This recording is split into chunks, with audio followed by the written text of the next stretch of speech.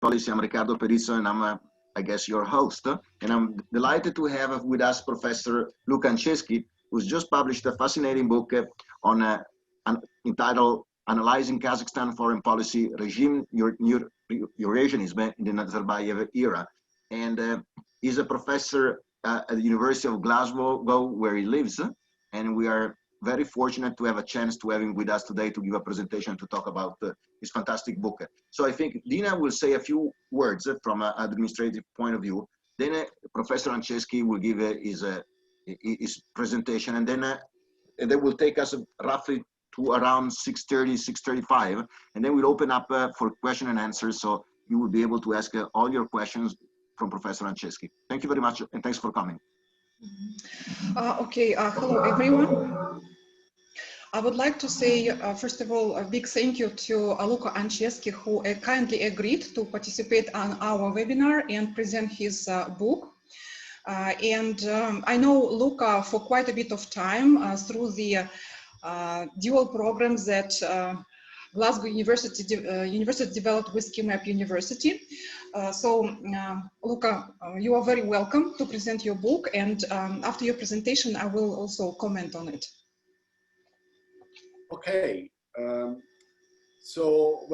thanks all for the invitation, and it is the kind of the area study scholars' dream to have their own work discussed in the country on which this work is about. So I am very, very interested in hearing what the Kazakhstani colleagues have to say about, what the argument of this talk is, and in general, what the idea of the book is. And the book, which I have here in a hard copy, you can see it, is the result of quite a few years of work, and done 3 or 4 Kazakhstani trips to Kazakhstan, and a lot of engagement with local scholars and with people who work especially in think tanks in order to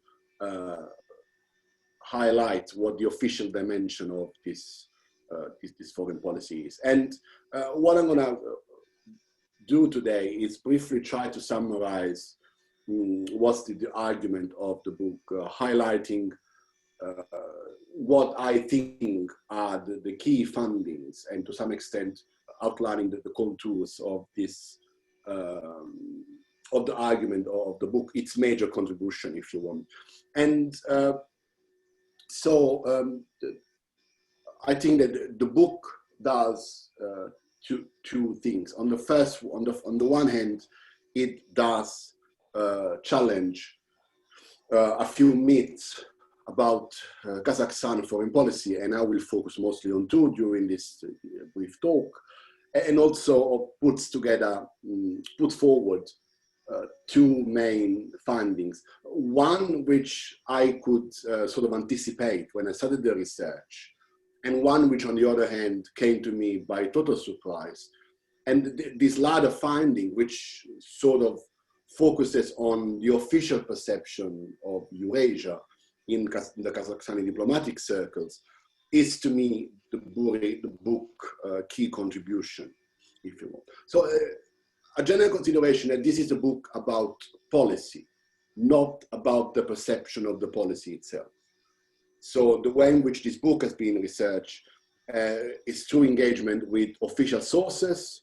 There is a long list of President Nazarbayev's writing in the bibliography, and also engagement with people who have got either an inside or a sort of an outsider look into what the government think about its foreign policy. It's not a book about how the people of Kazakhstan perceive the policy. And I think it's important to understand this point, especially when it comes to one of the final reflections which I make in the book about the interaction between power and identity in the shaping, in the making of this foreign policy.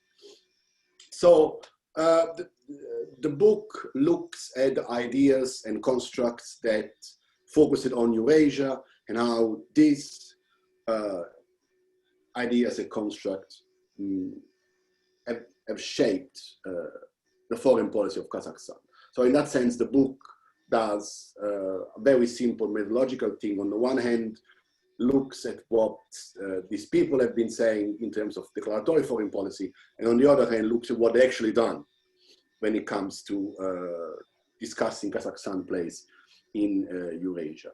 And of course, if you ask most Westerners, even those who have got not a close interest in Kazakhstan, so in that sense, not people like me who have got a professional interest, all they would say to you is that Kazakhstan is a Eurasian state. And this is the kind of perception that 30 years of Eurasianist foreign policy have promoted internationally. So in that sense, there is a specific branding effort, if you want. I don't look at national branding, but it is something very similar that has put Kazakhstan at the center of Eurasia. And as far as I am concerned, it's not just that the government tried to put Kazakhstan at the center of Eurasia. The government tried to put Kazakhstan at the center of Eurasianism, which is this kind of doctrine that has been particularly popular in post-Soviet Russia, but also in Kazakhstan. And I will discuss how the configuration of Kazakhstan in Neo-Eurasianism is emerges from my findings in the second part of the talk. But in the first part, I want to describe the two key myths of Kazakhstan foreign policy that I challenge throughout the book. And the first myth, which I think needs us to discuss more closely, is the idea that Kazakhstan is Central Asia's biggest integrator. So what I call the myth of regionalism. There's a whole chapter in the book looking at Central Asia integration from, late 91 up until 2005, when Uzbekistan joins the Eurasianism, and then you have the demise of any kind of Central Asia only regional structure. And my point is that under President Nazarbayev, Kazakhstan was saying that they really thought of Central Asia integration as a key outcome in their policy, but what they actually did was contributing more evidently than others to the demise of this regional order.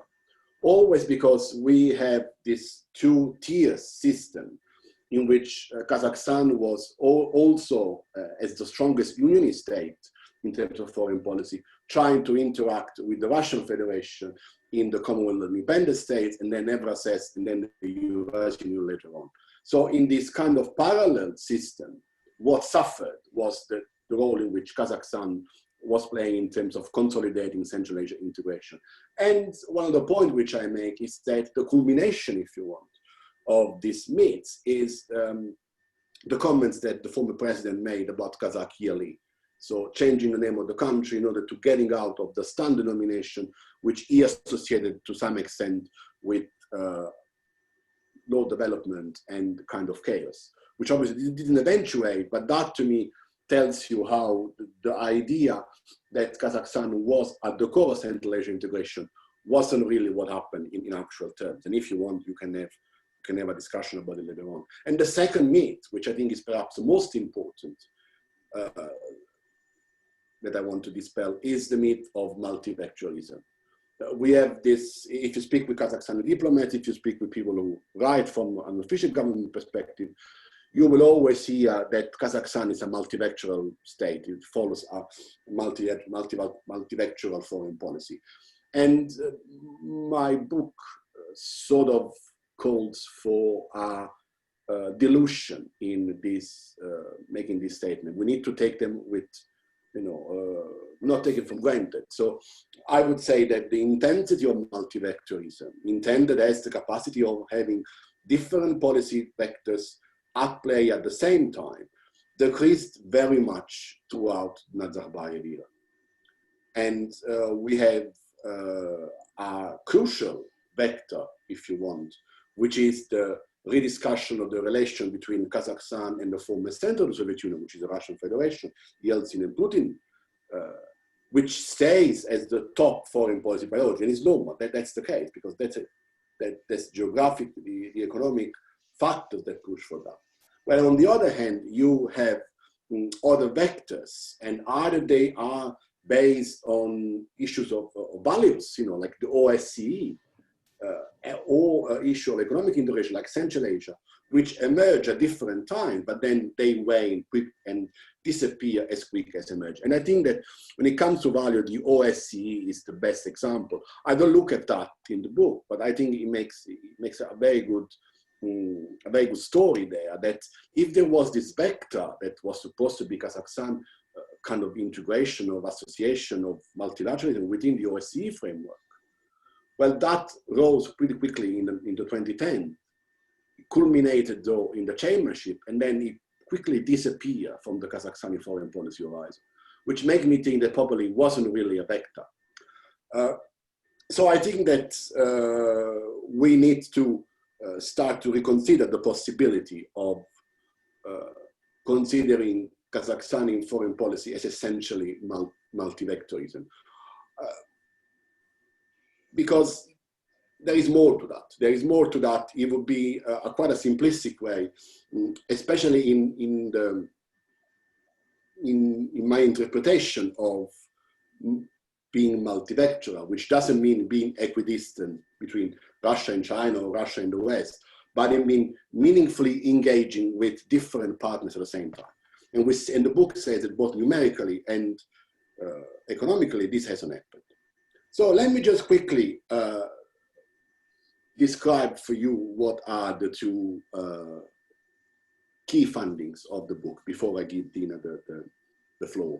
And the first one is that Kazakhstani Neo-Eurasianism, which I present as a very much government-centered doctrine. So it is created by the government, is put forward by the government, and it's kind of very much linked with the objectives of the government. It's a first personalist foreign policy. It was focused since the very beginning on the figure of President Nazarbayev and evolved in a way in which we see foreign policy, especially those ideas and constructs that were linked to Eurasia, to be used in terms of glorifying the president. So Nazarbayev is presented as the Eurasianist thinker, a policy operator, a man who is meant to bring Eurasia together. And, you know, it is a kind of personalist foreign policy that gets to be promoted throughout his long presidency. And to me, that's kind of very interesting, because it creates a diplomatic system that is based on a very powerful individual, which is, you know, is what we've seen as the rule in Central Asia, same in Uzbekistan if you want, and even more in Turkmenistan under the prior president. So I think that this is a kind of a significant finding, if you want, one which I could see earlier on, because the bulk of the writing when it comes to Kazakhstani Neo-Eurasianism is attributed to President Nazarbayev. And we have a whole series of thinkers and writers that are used to validate Nazarbayev's vision. And, you know, we have fascination with Panarin, even more evident with Gumilyov, and in a more opportunistic fashion with Alexander Dugin. But their role is as supporters of Nazarbayev. Nazarbayev is the center of Eurasianism. And don't forget what I said before, is that Kazakhstan is portrayed as the center of Eurasia and also at the center of Eurasianism in this redefinition of what Eurasianism really means.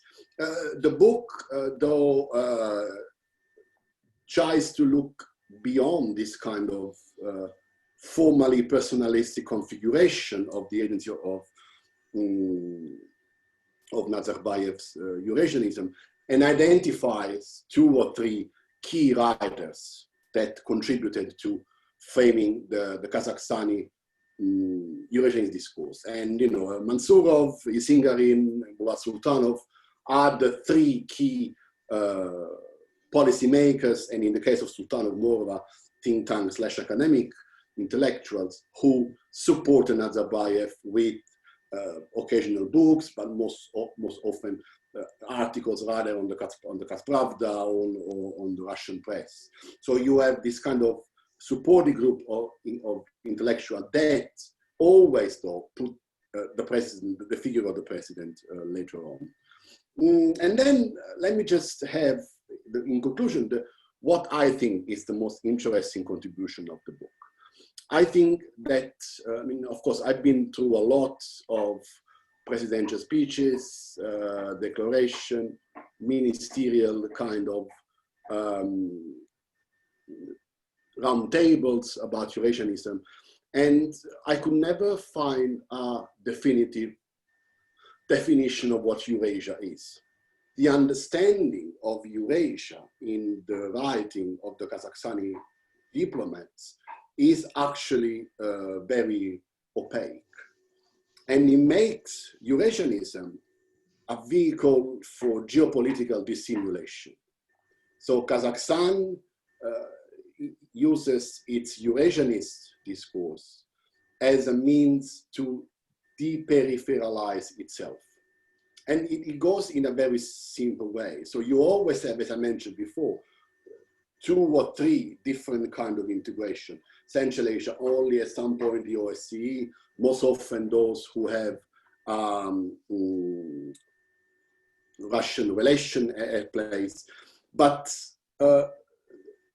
you will always find a Kazakhstani minister or the president who would say, yes, but we are also integrating in Eurasia. And Eurasia becomes this mythical place that is never defined clearly. And it offers a much better condition of inevitable integration. So Eurasia becomes the place where Kazakhstan trades in better terms with different partners. Eurasia becomes the place where Kazakhstan enjoys higher security. Eurasia becomes a place where Kazakhstani sovereignty is more respected than it would be in the other integrationist framework. And, you know, and it becomes a special representation of this large mass, which is instrumental to what the agenda of the Kazakhstani government really is. So it is surprising because I spent 7 years looking at Kazakhstani Eurasianism, and I still don't know what Eurasia is. And I think that, you know, that this is something which is extremely interesting when it comes to locate, not in abstract terms, but in actual policy terms, Kazakhstan in the Eurasian continent. Thank you very much for your attention. Okay, thank you, Luca, for the presentation of your main points. So I would like to say a few words about the book and ask questions. Okay, so it would be good, Luca, if you answer them, and maybe then we start collecting questions from the audience. So first, what I want to say is that I enjoyed reading the book very much, and in my view, it is one of the most comprehensive books written lately on the concept of Eurasianism and foreign policy from the perspective of Kazakhstan, okay? Because the book provides a very good, systematic and theoretically informed analysis of political processes related to the realization of the concept of Eurasianism. All other books, and Luca actually provides some description and discusses other books at length in his monograph, focus on the idea of Eurasianism from the perspective of the Russian Federation, particularly the books by Basin or Umland or the works by Marlène Laruelle, but nothing so far has been written from the perspective of Kazakhstan and Kazakhstani foreign policy. So that's why I think that it is a very important contribution to the Central Asian studies, and particularly to the research on Kazakhstan. So this book, I believe, also has been published very timely, since it demarcates the end of the Nazarbayev period, right? And draws the line between foreign policy under the first president and his successor, Kassym-Jomart Tokayev. So the book, in fact, raises lots of important issues, lots of important questions, and provides very valuable insights on the link that connects Kazakhstan Neo-Eurasianism and foreign policy. Policy-making processes between quite a long period of time, starting 1992 until 2019, right? So it's a very big period of time, and the author Luca provided very detailed analytical framework and analysis of those processes. So I cannot focus on all ideas raised in the book because there are many of them, okay? And just I will focus on some of them, but maybe the audience might have the question, or Luca yourself also can maybe elaborate more on some issues. So in my view, one of the, of course, obvious strengths of the books is that is a very clear and good structure. Okay, so I enjoyed reading because it was very well structured. It was very easy to follow, and very easy to follow the origins of the concept of Eurasianism as an idea, and then how it changed, how it evolved over time. So I really received very, very valuable insights about it. So you also provide analysis of the evolution of the concept of Neo-Eurasianism, focusing on such ideologists of Eurasianism as Lev Gumilev, Olzha Suleimenov, Alek Pugin, and you mentioned them, and also it was very fascinating because you make a very interesting contrasting comparative analysis across these different ideologies and other writers and philosophers who contributed to the conceptualization of Eurasianism. However, you would agree, and you just mentioned yourself, because I guess it's striking, right, that this concept, the concept of Eurasianism, as well as the term of Eurasia in general, are very shallow, if not shallow, but very fluid, changing, and still not crystal clear what it is. What is Eurasia in terms of, for instance, geographical scope, and what is Eurasia in terms of its form and content? At least you provide some attempt to, to define this concept, so scholars actually disagree what Eurasia is in terms of geography, as I mentioned, and what it means to be Eurasian. So what kind of values are behind this construct, in your view, right, Luca? What are the values, what kind of values are behind of this construct? And you also ask this question in your book: what does it mean in policy terms to be an Eurasian state? What does it mean for you? Yeah, what does it mean to be an Eurasian? Yeah, this is one thing. I mean, I just if you just write, yeah, yeah. So second, you also note that. Sorry. No. Sorry, I thought you wanted me to answer now. I can wait until you finish. Yes, if it would, yeah, I mean, let me finish and then you, you can answer these questions. So, second, you note that Kazakhstani Eurasianism has played different roles in different junctures, right?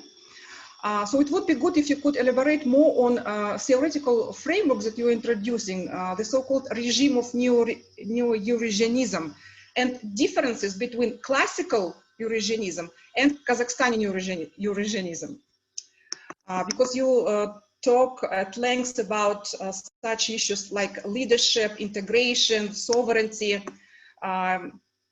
So we would like to hear more about it. How do you connect all these things, and how you make the difference between classical Eurasianism versus Kazakhstani Neo-Eurasianism? Also, in your book, you argue that fundamental drivers of Kazakhstani Neo-Eurasianism include space, time, ethnicity, and power. These like four important drivers of Kazakhstani Neo-Eurasianism. So why are they important? Why do you discuss particularly these criteria that are important for Kazakhstani Neo-Eurasianism?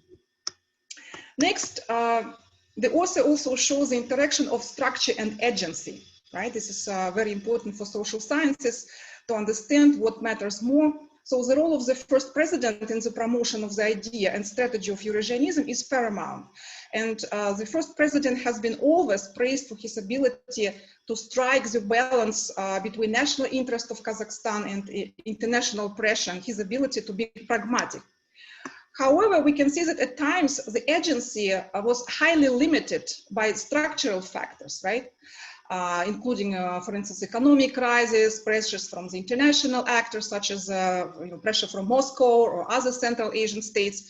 So reading the book, I've got an impression that despite the efforts of the first president, we see that the role of agency has been highly limited due to these factors, due to certain structural changes. And this is particularly evident towards the end of the Nazarbayev presidency, when the idea of Eurasianism was appropriated by the Russian Federation. You noted that in your book that now Kazakhstan is not so active in terms of a promotion of Eurasianism, Neo-Eurasianist idea. So how would you characterize the interaction of agency and structure within the framework of regime Neo-Eurasianism? Okay. Okay, I can stop here and then continue because I've got some other stuff. Oh, okay, well, yes. that is going to take a lot of time. So no, I think that these four are okay for it to start. Okay. I'm going to answer them all together in no particular order. So you will find the answers in the speech I'm going to make. So I think that I came up with this category of regime Eurasianism because unlike the context of Russia, of course, is the most important one. Here we see the new Eurasianist idea being completely dominated and became instrumental to the agenda of the people who are in power. So it is born in the Nazarbayev regime, it evolves in the Nazarbayev regime, and as you know, that is withering down as the Nazarbayev regime becomes, well, a thing of the past. So I think that it's important that we highlight the political connotation of this Eurasianist idea, Neo-Eurasianist idea, because first of all, it's unique in the kind of Eurasianism constellation, having a state so interested in this idea. Eurasianism traditionally is about intellectuals, it's about philosophers, or people like Gumilyov, who we really can't define just one word. So it is kind of interesting that we have politicians who grabbed the idea and made it theirs for the good part of 30 years. So I think that here the establishment and the promotion of what you consider Kazakhstani Neo-Eurasianism is an arena that is completely dominated by the regime and the people in power. And this, to me, is a very defining marker of this form of Eurasianism. Obviously, when you associate so closely Eurasianist idea with policy supposed Eurasianist, you create another problem, which is that your capacity to have a purely or essentially Eurasianist foreign policy is very much associated with your capacity of policy activism. And as we know, after 2011, which is the presidential election, the capacity of the Nazarbayev regime to be politically active decreases very much. And we have these long protracted terms in which Kazakhstani become less and less active, as yourself have noted. So I think, to me, that the long goodbye that we saw in the last decade in Kazakhstan, with the president, winning election, but then giving away power, it was the more conducive environment for this progressive declining of what I call the Eurasianist impetus of Kazakhstan, the power associated with this thing. And to answer your very first question here, Dina, what it means to be a policy in Eurasian state, but I am not sure I have the question, but certainly the people in the government don't have it either, because they change it very often, very, very much. So it becomes a very transient concept, if you want. One which is associated very much with branding as well. So it's kind of, it becomes very interesting. So your question about structure and agency. I think I'm going to demarcate it between those four elements that you meant: space, time, power, and identity. And to me, of course, Eurasia is a spatial construct. You put yourself as a state and as a people of this state in this wider geographical space, which, as I mentioned before, became a perfectly fitting vehicle for geopolitical dissimulation, like Eurasia, something else. But then, of course, even time, because there are constant chronological references in the Kazakhstani rhetoric on Eurasianism. And interestingly, there's not just about the past, but also about the future. And I mean, of course, the most famous reference to the past is what happened in 2015, with a lot of money spent on the 150th anniversary of the Janibek Khanate, so the original Khanate of Kazakhstan, which was a domestic propaganda, a domestic identity-making policy stimulated by what happened in Crimea and a few Putin's comments in the past. So it was kind of interesting. But what I think is even more intriguing is that you hear Kazakhstani policymaker making Eurasianism about the future. You know, there is a lot of propaganda on Eurasianism is the policy of dialogue, the policy of being in between, and this is what we do in the 21st century. So time is really interesting. Well, the power dimension, I mentioned it before, because it is closely regime-centric, created by the regime, promoted by the regime, and developed by the regime. And of course, identity, which is your area of expertise here, Dina, more than mine. I would say that being Eurasian, if there is one thing which I learned in 7 years, it essentially being Kazakhstan. No Kazakh or Russia, but it's being Kazakhstan. And as I mentioned before, it didn't really work on that, because I didn't really ask the people what they think about it, and I could see you already shaking your hand. But I think that you have this constant association, which I think is validated in the book by the segment of anti-Eurasianism, which I have in chapter 5. When I went around Almaty and asked people who were strongly against the association in the Eurasian Economic Union, and all of them told me that they didn't want to be part of the Eurasian Economic Union, but pretty much in the same breath, they told me that they were Kazakh nationalists. So they were against this identity. And I think that, you know, like, your reluctance to us to this association between Eurasia and Kazakhstani, it's sensible, but it's not what the government says in its documents. And of course, it resonated throughout at least the interviews which I made with these people. So obviously, within these four dimensions, space, time, power, and identity, I think that the issue of sovereignty and the issue of leadership are those structural elements that very much constrained Nazarbayev's capacity of putting together his Eurasianist idea in practical terms.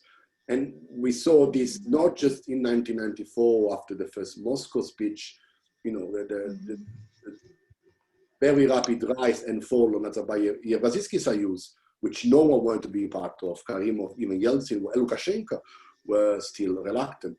But we also saw after 2012, when Russia, as you clearly mentioned, became the biggest Eurasianist, if you want, state. You see Kazakhstan having to backpedal on a lot of issues, and ended up being a member of an organization which is only restricted to post-Soviet states. Most of them do not meet any democratic standards, and they do a very diluted integration compared to what Nazarbayev did want at the beginning of this discourse. So to me, this is kind of the structural configuration of how Eurasian leadership changed throughout, of course, the Yeltsin era, but also the first and the second Putin time as a president, actually constrained very much the president's capacity to bring his vision to actual policy implementation. Okay, thank you, Luca. Actually, I do have some other questions, but since we don't have much time, maybe we'll give the floor to the audience. And if we have some free time, if some time is left, I can ask those questions. I think Iftikhar has a Is question. it okay? Mm-hmm. Iftikhar, go ahead. Yeah. Hello, Luca. Thank you very much. Very interesting. And I have one or kind of two questions. It's actually one question, two parts. First, briefly, if you can elaborate on what actually Eurasia is. In my understanding, regionalism has economic connotations and some political identity connotations as well. But regionalism, the way we political science students understand, has nothing to do with geography per se. So if you can comment very briefly on that part. And secondly, which is related, how do you see Eurasianism different from Commonwealth or CIS, Commonwealth of Independent States, or the British Commonwealth, or any other kind of regional grouping or non-regional grouping, which is just another way of continuing some sphere of influence in international politics? Thank you. Okay, well, thank you very much, Iftikhar. Here you had to follow what the Kazakhstani rhetoric of multilateralism really says to you. And in this constant redefinition of what Eurasia-centric multilateralism, so intercontinentalism, is, you see President Nazarbayev not being very keen about being part of the CIS. The CIS, in fact, in the Kazakhstani document which I read, it's always the negative example. Don't be like the CIS. Don't do what they do. Because that was an instrument to regulate a civilized divorce rather than putting the states together. So it is not a continuity instrument between the Soviet Union and the Eurasian Union that we have, but it becomes a symbol of things not to be done. One of the points which I make in the chapter of the book that focuses on the Eurasian Union is that the Eurasian Union is Eurasian, but not Eurasianist.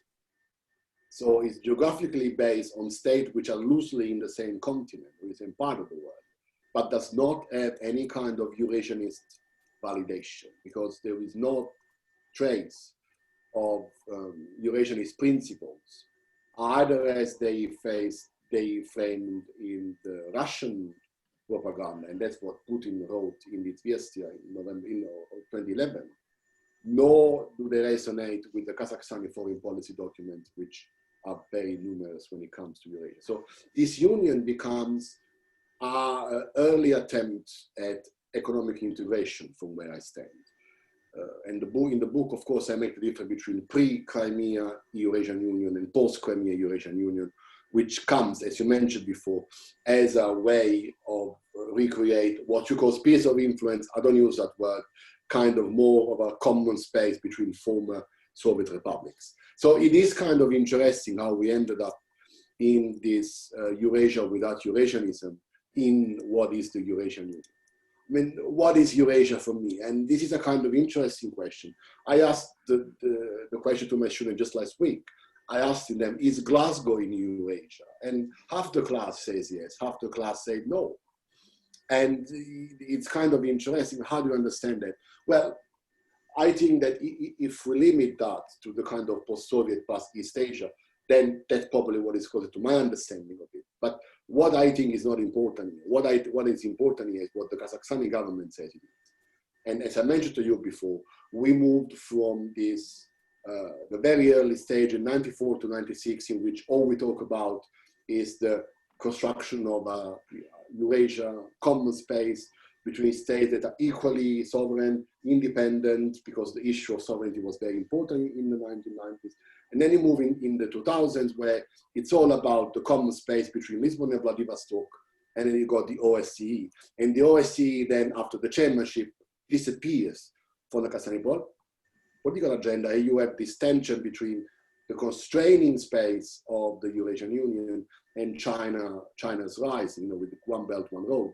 And I don't really look about One Belt, One Road, because one thing which I noticed in the Kazakhstani foreign policy discourse on Eurasia is that they don't have any interest in technological Eurasianism, which means they don't talk about connectivity. So it's not something which I looked at it. I understand it's very important, but not what I was looking at. And then Nazarbayev, in the last few years of his presidency, realized that, we can't really talk about Eurasia without talking to China, and he comes up with this version of the Greater Eurasia, integratia integracji, so integration of integration, which means creating different multilateral poles that interact with each other in more or less efficient way. So you see, like, it's a changing understanding of Eurasia, because on the top of this integration, Greater Eurasia, you would realize that, as I'm saying now, that Kazakhstan ended up being in a fairly restricted club of post-Soviet state.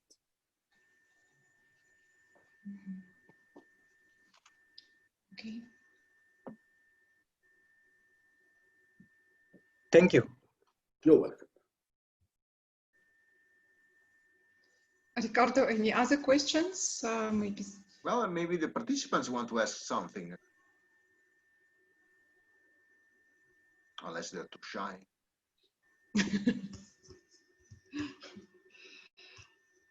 Okay, so if so far no questions, I think that I really also enjoyed reading your chapter 3, regime, Neo-Eurasianism, and the failure of Central Asian regionalism. So for me, it was a very interesting idea presented in the book about the incompatibility of Eurasianism, regional integration of the Central Asian states. Because at some point you're discussing this, two kind of incompatible processes. So you argued that the priority of Eurasianism in the foreign policy of Kazakhstan didn't allow Central Asian states to integrate. On the other hand, we observed the rivalry of regional leadership between Uzbekistan and Kazakhstan. I mean, when between our first president and Islam Karimov. So the differences in the economic development of Central Asian states and many other factors that actually until now influence the successful integration of the Central Asian region. So Eurasianism was one of the important factors that didn't allow this integration. Can you maybe explain or elaborate more why these two processes are incompatible? Sorry to intrude. Kai Hong, do you have a question that builds on Dina's or are related? Kai Hong? Okay, because can I just ask a quick comment? Yeah, you see, we are now caught in this COVID pandemic, right?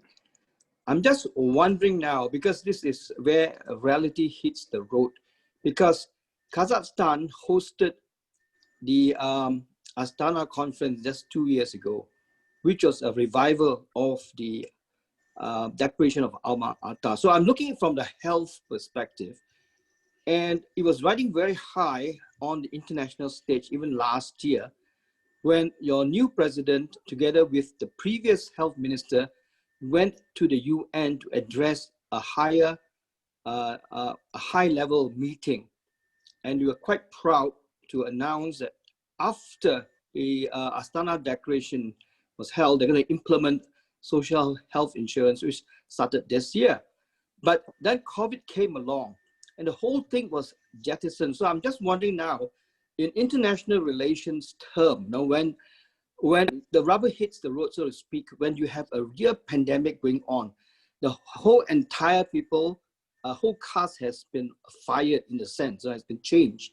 And so I just wonder whether the IR has changed very drastically because of a reality. And in this case, it seems to be a health pandemic that seems to have affected your economics, your politics, and all that.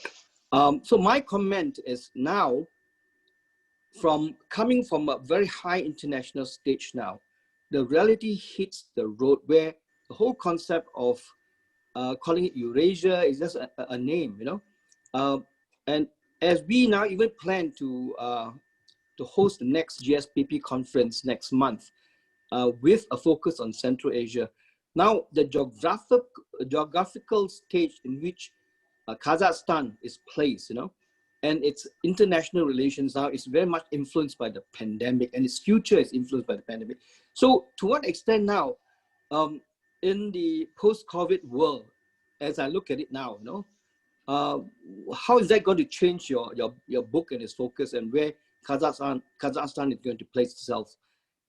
Is it going to call itself Eurasia or Central Asia, or to what extent now? Yeah. Well, I'm lucky enough that the book got published before the COVID, so I don't have to think of it.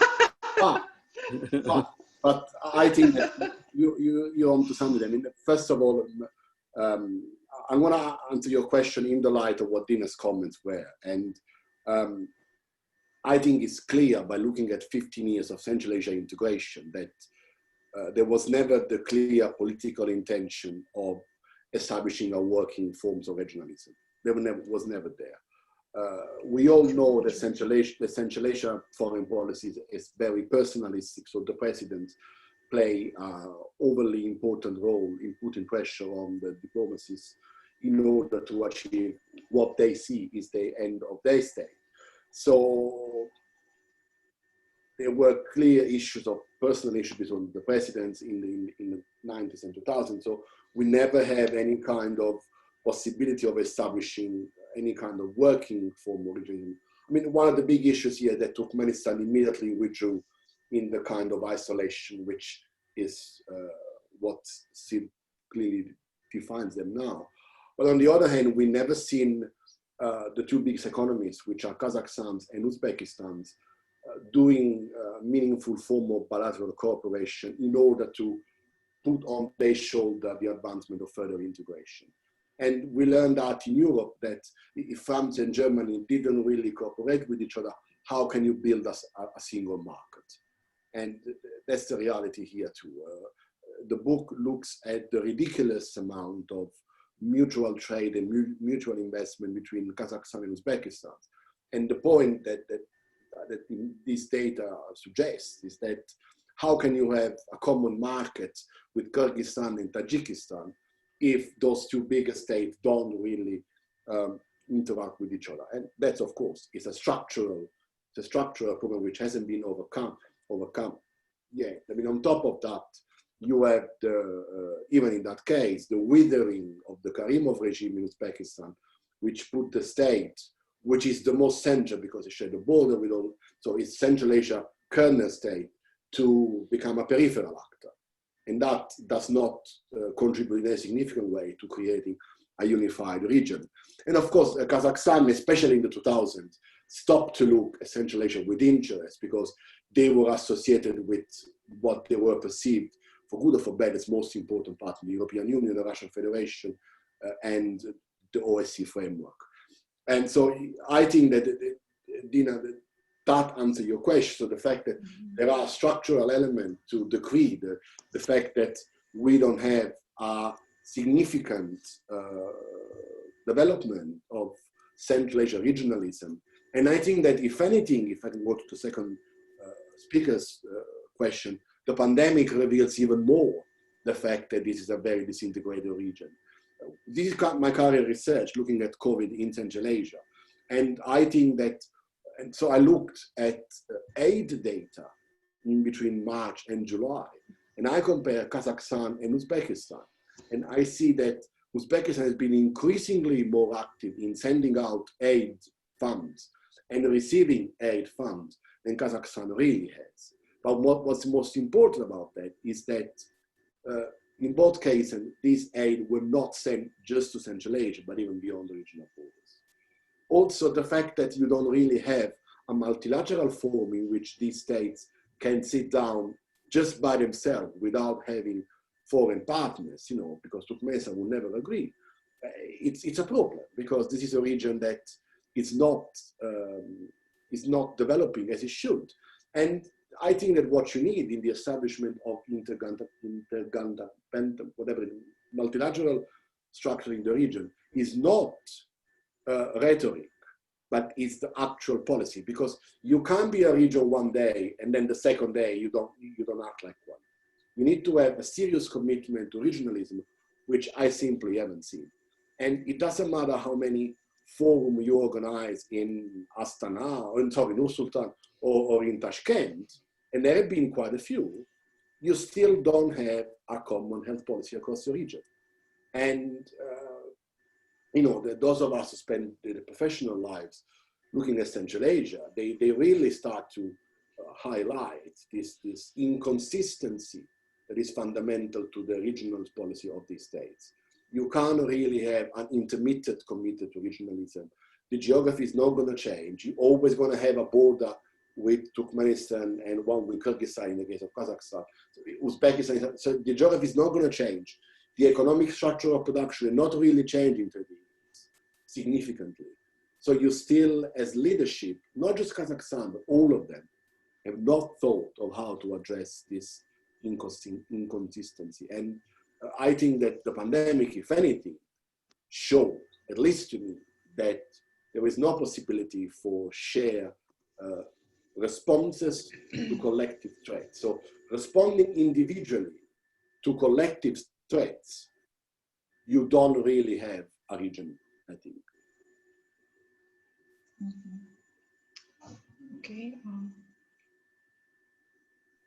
Oh, we got a question on multivectorism here, Dina, but I think I answered it before. But I'm going to be really quick to this question that was asked by Barjan. Barjan, I mentioned before in my talk that multivectorism is something which we should treat really carefully. We have to be more careful about taking for granted the definition of multivectorism as the fundamental configuration of Kazakhstan foreign policy. I mean, I have done writing about Kazakhstan in the EU, Kazakhstan in the Gulf states, and this book is about Kazakhstan with the rest of the world. And I can tell you that it's very kind of misleading to characterize Kazakhstan foreign policy as essentially multivectorism, because of the absence of the government's political willingness to interact meaningfully with more than one vector at any single time.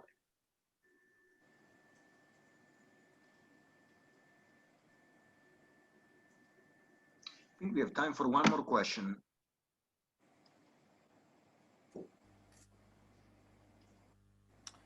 Anceschi, Dr. Anceschi? Yes. May I ask a question? I've joined rather recently, so I maybe missed some part of your lecture, but I would like to ask, what do you think about the prospects for the regional integration from such a important for the region international initiative that was recently launched by the Chinese government, which is called the Belt on the Road Initiative? I mean, we know that we have certain initiatives among some members of the Central Asian region to unite economically, politically, and we have some problems on the road, right? You mentioned about them. But what if this initiative, this international initiative, will provide new incentives for the local players to be more united and be more integrative? Because we could look at the positive example of the European Union, which provides more playground to cooperate with each other within the single economic space, and this kind of cooperation between nations on the new Silk Road would create new incentives for unification and for integration. Okay, well, thanks a lot, Mahat. I'm very glad that you intervened, because I very much like your work. So it's important to me to liaise with Kazakhstani scholars as you. And the book doesn't really look at One Belt, One Road for the reason that I mentioned before, is that if we look at Kazakhstani foreign policy documents, there is no interest of the Nazarbayev presidency to talk about what I call technological Eurasianism. If you look at Russia Eurasianism, there is a lot of interest in debating what connectivity, what railroads, what freeways, what highways can mean for the establishment of a Eurasia, joint Eurasia, which of course it's significant for the great Russian state. It's so big. You need to understand that, you know, railways and connectivity is always important for Russia. We have not got the same for Kazakhstan. Nazarbayev talks about connectivity in very superficial terms. He never associates connectivity with the energy policy of Kazakhstan, which is another big absent from my book. There is not much talk about oil and gas because it's the government itself that does not portray that particular policy and the Eurasianism agenda. So that's why I didn't really engage with the One Belt, One Road. The book engaged with connectivity to the extent to which I looked at two or three cases in which integration within the Eurasian Union has an impact on how other Kazakhstan trades, on what kind of connectivity means. So railways, airways are used in terms of export and import goods from Kazakhstan.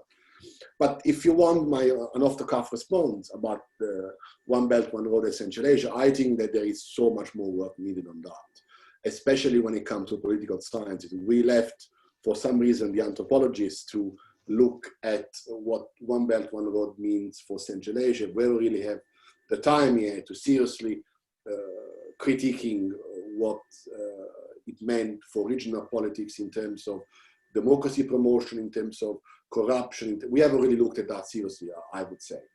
But in general terms, my prospects about Central Asia regionalism are very pessimistic. I don't really believe that we're going to see any kind of joint effort in the next 5 to 6 years. I mean, the contribution that Shavkat Mirziyoyev is making to the kind of strengthening of regional cooperation is significant. But so far, it has gone as far as reverting the policies of Karimov, which were essentially autarkic. So there wasn't much. I mean, there is significant improvement, but it's not going to be revolutionary in true sense of the word. So, Makat, I don't really know how the states are going to respond, even because I think that there are structural constraints to how much pressure China can put when it comes to compliance with the agenda associated with the One Belt, One Road. And for sure, even if you regard One Belt, One Road, because it is, as a collective problem of Central Asia, the answers that the leaders will give will always be essentially individual, which is the paradigm that we've been used for 30 years now. You know, why I'm interested in the topic is because, I mean, this very important initiative may provide new incentive. First of all, financial and economic incentive for Central Asian nations to be more united and join the project, provide less risky environment for potential investors who would be very much interested in investing in this project, because it would eventually connect Europe and Asia into one single space. So somehow revive the old forgotten idea of the Silk Road and make our region very important. Yeah, but I think that the gap between what you're saying and what they're actually doing is quite significant. I mean, think about Turkmenistan. Turkmenistan is the Central Asian state that if they were serious about connectivity, they could become the gateway to the Gulf states, because they only got one border with Iran and then you are in the Persian Gulf there. They haven't done anything. In fact, with the pandemic, the first thing they did was to shutting down the Iranian border, which cut off 80% of the food supply, and now there are queues in the shops in Ashgabat and everywhere else in the country. So you see, it's kind of, you are right on paper, but this is not what we're seeing in the region. And you hope that the presidents will be receptive to this idea, but we haven't really seen any kind of development in that area. Yeah, hopes and reality could be really different. I totally agree with you on that. Thank you. Thank you. You're welcome.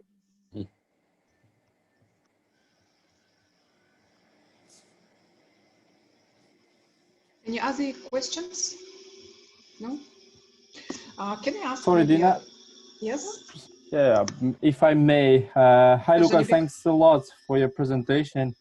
And maybe I'll just ask a question which is circulating, I mean, in the audience. Your argument, one of the arguments that you put forward is that the Kazakhstani Neo-Eurasianism is a very personalistic, right?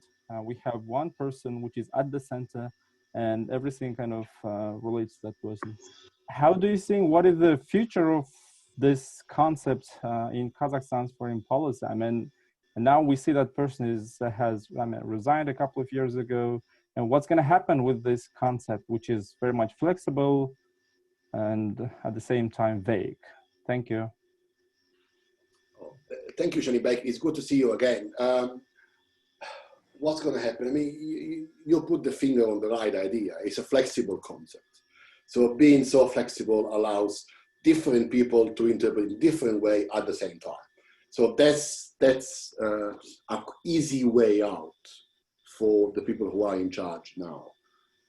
But there are two considerations which I could make.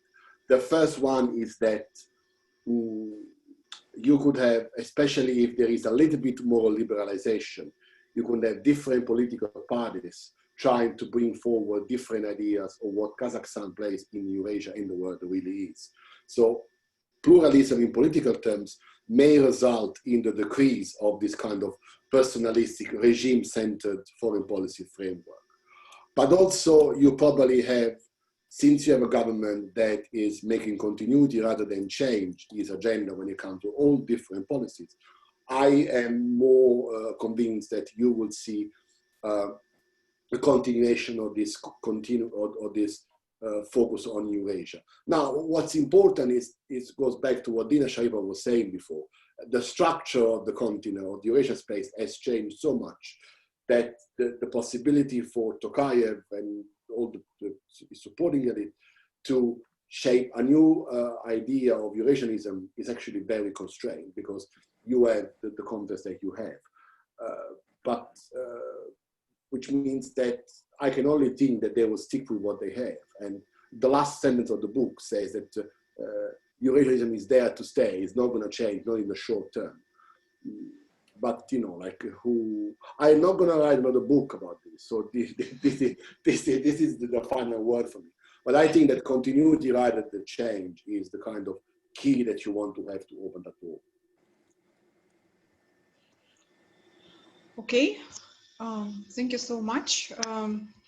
Maybe we can accept one more question if there is any.